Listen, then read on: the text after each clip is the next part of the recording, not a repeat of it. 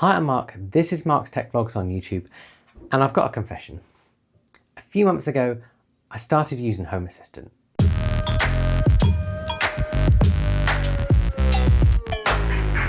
Now, I've always said on this channel that my main focus is going to be creating a smart home with Apple Home, and that remains true. I've made videos about creating complex Apple Home automations using things like Siri shortcuts, and honestly, that's how most of my smart home has been set up. And then I started playing with some more complex automations via the Aqara app, and it had a really nice interface for doing that didn't mean creating complex Siri shortcuts. And it's a great interface, and you can add third-party Matter devices into the Aqara app using one of their hubs, although I did find that actually connectivity for third-party Matter devices wasn't particularly reliable, which is odd because Aqara ones are super reliable in their own app. And in reality, I sort of knew Home Assistant might be the answer to that, but I've always had the perception that it's probably overly complicated. If you watch any videos on Home Assistant, and I'm about to do exactly the same, it doesn't take long before people start talking about YAML files. Now, I work as a developer. I'm not intimidated by YAML. However, I don't really want to do that for my smart home. And actually, in using Home Assistant the last 6 months, I'd say it kind of fits that bill, and you don't actually need to write any YAML unless you want to do something super complicated, which for most people you won't. And I'd go as far as saying that actually in 2026, getting set up with Home Assistant is probably just as simple as using something like Homey. And I started my Home Assistant journey by switching my Raspberry Pi, which was running Homebridge, to run Home Assistant instead. And yes, I have written some more complicated things, but they're not things that the everyday person will do. They are literally some ridiculously complicated things that I wanted to see if I could achieve. You might have also seen my video about the Homey self-hosted system. That could also be the same kind of option for people looking for something.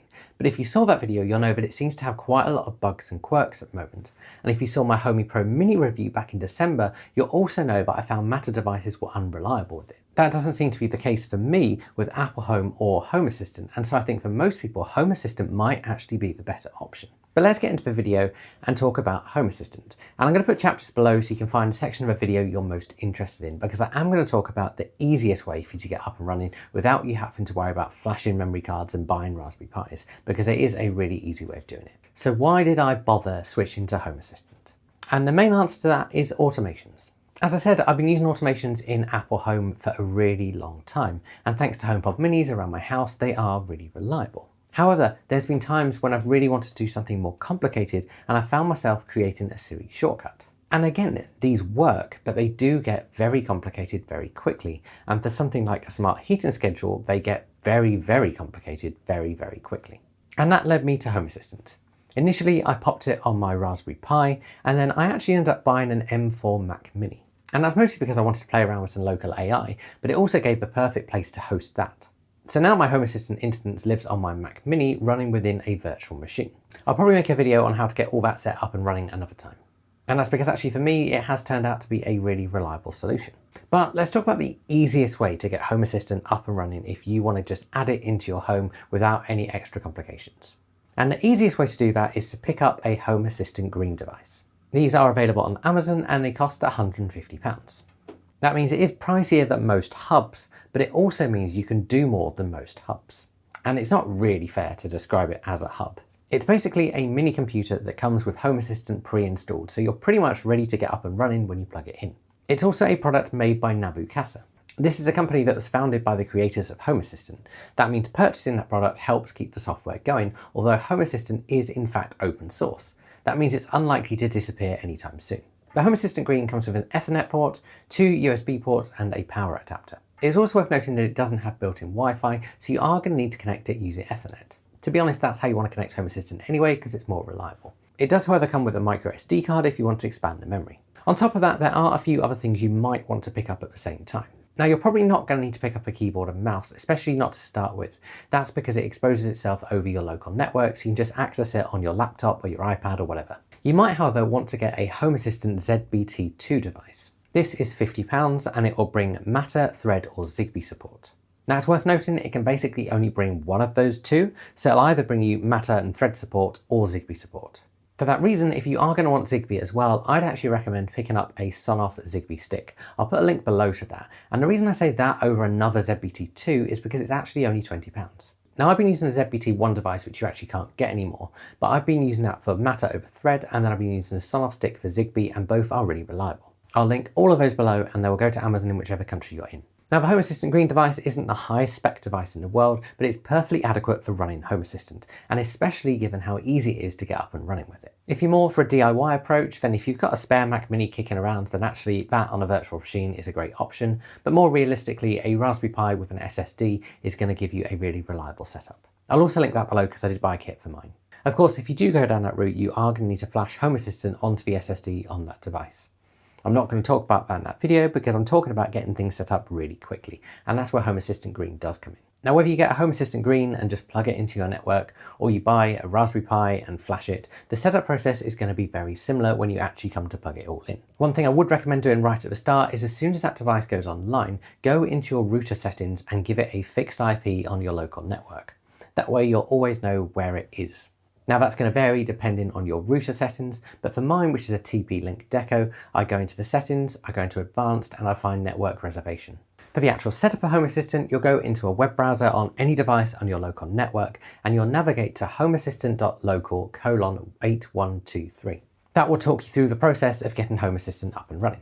That will include creating an account, adding your location, and then you'll be prompted to add any devices that it finds. I found that quite a lot of devices do show up straight away, including things like Hue devices. If you're planning to set up remote access, then I'd also recommend setting up two-factor authentication for your account. Now, for easy remote access, you can go for the Home Assistant Cloud subscription.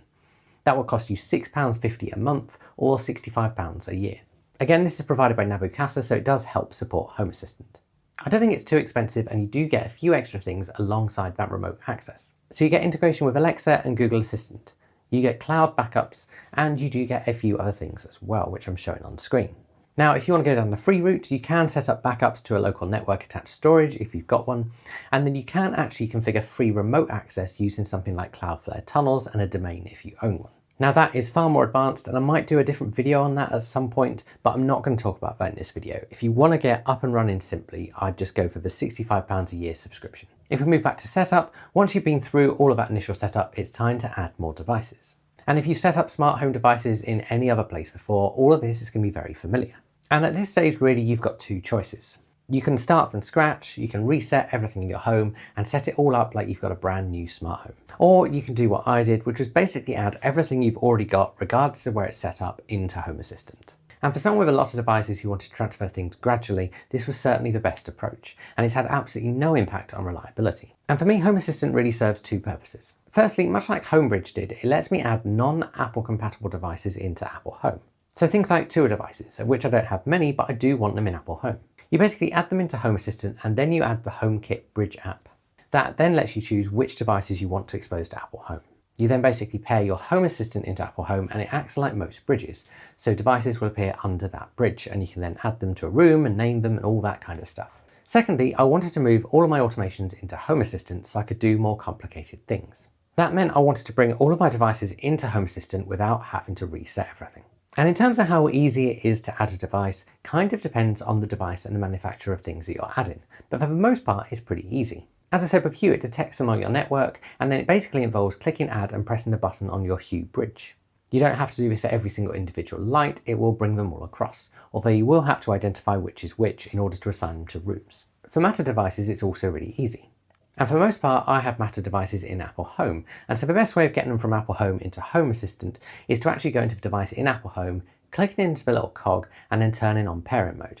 You can then copy that code and go into Home Assistant, hit add, choose Matter device, and pop in that little code. I did this for all of my Matter devices and it worked really well. If it's something like a Matter hub that you're adding into Home Assistant, you actually just need to add the hub and all of the child devices will then appear. For example, the Aqara M3 hub, which connects with Aqara's Matter devices, but also their Zigbee devices, pulled in all of those devices straight away just by me adding the hub. I could then work through all of those and pop them into the right rooms and kind of give them right names for Home Assistant. You can also add extra labels if you want to as well. The only devices I found you can't add in two places are Zigbee devices unless they are added to something like an Aqara hub and it's a hub that you pull through. That's because Zigbee devices do need one place to add to, not multiple. So actually my Aqara pet feeder I decided to remove completely from the Aqara app and just add it to Home Assistant. So that was the one device I did factory reset. Of course, I could have also just added it via the hub. And generally I found that adding things is nice and easy and pretty pain-free. And I've added a lot of things, as you can see. I've added devices from Hue, Aqara, SmartWings, Dreo, Shure, Tua, and a few others. And the amount of manufacturers with their own integration into Home Assistant is huge. If you've got Meros devices that are just Home Assistant only, you can still get these in as well using different Meros plugins. These aren't official ones, these are third-party ones, but they do, again, work really well. The only complicated thing really to set up is if you want your Tua devices to run locally rather than via the cloud, and that's because you will have to set up a Tua developer account. I have done a separate video on how to set that up in terms of Home Bridge, and so a lot of those stages are going to be the same if you do want to go down that route. But this leads us nicely to talk a bit more about the Home Assistant interface and why I do actually think it's relatively simple. So the main screen you get to shows you an overview. Within that overview, you'll see some things that you might need to know, you'll see your favorite devices, but then it's also now categorized into rooms, and this is relatively new, but I really like it. It makes it really easy to click through into a room and find a device you're looking for, rather than just having a big, long, muddled list. And the reason I like this so much is because it makes it really easy to navigate without you having to create your own dashboard. And I know lots of people love creating Home Assistant dashboards, and it is kind of a drag and drop interface unless you want to start adding lots of theming, but I just find it really boring. But if you did want to create your own dashboard and have it on that left-hand bar, you can do that. It's also worth noting that my left-hand bar has a lot more things in it because I've enabled some extra things. Things like the terminal isn't something most people are going to use. For day-to-day controlling, if you're not going to use your existing app like Apple Home or use automations, you're probably just going to use this main screen and go into the room, and it does all work really well. When it comes to setting up automations, this is also really easy. And most things in Home Assistant that aren't for controlling devices live in settings. In settings, you can configure Home Assistant Cloud if you wanted to set that up with a subscription. And then you've also got a load of other things here as well. Devices and services is where you can add devices later and manage integrations. For the sake of simplicity, think of integrations as manufacturers, although it's slightly more complicated than that. Then you have automations and scenes. And this is exactly what you'd expect it to be. This is where you can configure scenes, so like a group of things that you always want to behave a particular way, for example, close all the blinds. And then automations are things that happen when particular things happen. So sort of, if this happens, then do that. And for common things like turning off all your lights or closing your blinds, you're probably going to want to create a scene for those and use that scene in an automation. The same way you probably would in Apple Home. It means you can update a scene once if you get a new bulb and you want to add that to the mix without having to update multiple automations. So let's talk through an automation and how easy it is to set up. So firstly, in an automation, you have a when. These are things that are single events that will trigger an automation. You can stack these up here so you have multiple whens, but it only takes one of these to be true in order for the automation to run. So for example, if you had two motion sensors and you wanted each of them to trigger the same light, you'd add them both detecting motion as a when. That means that whole automation would run regardless of which one has detected motion. Another example is if you've got an automation you want to run at a different time of a weekend compared to a weekday. For this scenario, you'd add two time and location blocks here. One set for Monday to Friday at a certain time, and one set for Saturday and Sunday at a different time. Basically, anything you want as a single trigger, so one thing that kicks off your automation, will go in your when. But let's say you wanted your motion sensor to trigger the automation, but only if the light level was below a certain level. That is where the optional and if section comes in. Now, so for the automation to get past the and if and actually run whatever you want it to run, anything in the and if has to be true. So all of the things in that little block need to be true. So if your when was motion is detected and your and if was someone is at home and the light level is below 20 lux, then it won't run if no one's at home but the light level is below 20 lux. And this is a great example because this is exactly what my whole motion detected automation does. So both my Hue and Aqara motion sensors can trigger this automation to run because they're in the when. But then in the else if, I have a check to see if someone is at home and to see if the time is after 5 AM and before 8 AM. That means if it's 7 PM and someone's home, it won't run. It means if it's 7 AM and someone isn't home, it won't run. And then finally in an automation, we have our then do. These are the actions. And you can choose as many things as you like, and you can group things together, and there's so many things you can add in here to run as an action. You can even send a notification through to yourself. You can add a scene here if you want to, or you can add in multiple devices and turn them all on like a group of lights. You can even add extra checks here. So maybe if it's a certain time of day, you want a light to be on one level, but at a different time of day, you want it to be at a different level. And all of this is generally pretty easy. And if you don't understand what something does, the Home Assistant documentation is actually pretty good. When you save it, you can name it and also add categories. This allows you to organize all of your automations together. And automations in Home Assistant are actually really easy to build.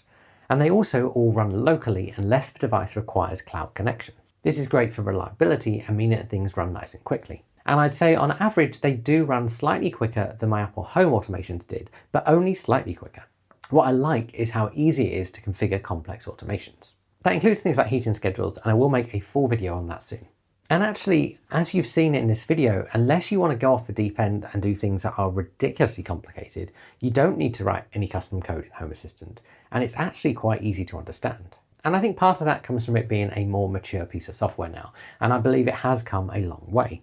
But it's come to a point where I think most people could pick it up and use it. If you're used to setting up kind of automations in Apple Home, and maybe some more complicated ones with Siri shortcuts, I don't think it's a massive learning curve. And actually, if you go down the route of getting Home Assistant Green and going for a subscription, it's really easy to get up and running without needing to do anything technical. And as a whole, I do think I prefer it over something like Homey, because whilst the Homey interface is really nice, I found there were reliability issues. It's also worth noting that the Homey self-hosted server, which I talked about recently, is a really nice new thing, but you can't expose devices to Apple Home using that. You have to have one of their physical devices to use the Apple Home Bridge feature. In terms of reliability, I found that all of my devices pretty much stay online all of the time. That's regardless of whether it's Matter or Zigbee or whatever. And of course, Home Assistant is something you can kind of grow into and keep using more of. If you want to make things more complicated, like running API calls and using Cloudflare for free remote access, you can, but you don't have to. And it's basically a sort of system where you can go as deep as you like, but actually for most people, you can easily just get things up and running and working reliably. So all of that is my Home Assistant confession. I will do some more Home Assistant videos on kind of more niche things rather than stuff that's already out there, so subscribe if you do want to see that. But for the most part, I'm going to continue making the tech videos. I'm going to talk about Apple Home as I usually do, and I will throw in a little bit more about Home Assistant through those reviews, just when there's kind of extra functionality that you can access if you do use it with Home Assistant. But this is still going to remain a kind of smart tech channel that actually, if you want to get stuff into Apple Home and get a simple smart home that runs with Apple devices, that's what I'm about. If you got any questions, stick them below and I'll answer those. As I said, all the pieces of kit I've mentioned in this video are linked below. They'll go to Amazon, whichever country you're in, and they are affiliate links. That means if you make a purchase with one of those links, I'll get a very small cut of what you spend and no cost to yourself, and that just helps this channel out. If you want to see more videos, make sure you hit subscribe, and I'll see you guys again soon.